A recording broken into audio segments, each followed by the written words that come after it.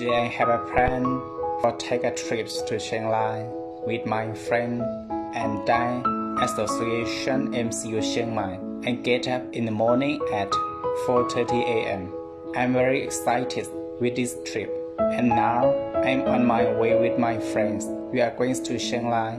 About this trip, I want to share something for you about my experience and how much that is beautiful that I see. I love to travel. I like to meet people between on my way. It helped me a lot.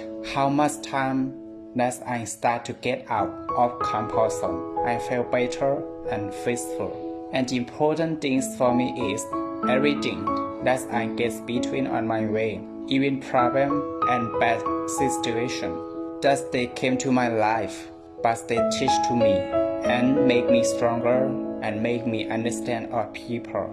I want to thank you all of them. When you are the person who start to going somewhere, or when you are the person who starts to do something new, you may be worried and afraid of it, but I want you to keep going on. And if you have problem, a trouble, and hard for you in your life, many people will say to you, you must be patient. But I want to say something for you. Don't just patient, you just try to understand it. If you just patient, it will be more trouble, but if you understand, everything getting easy.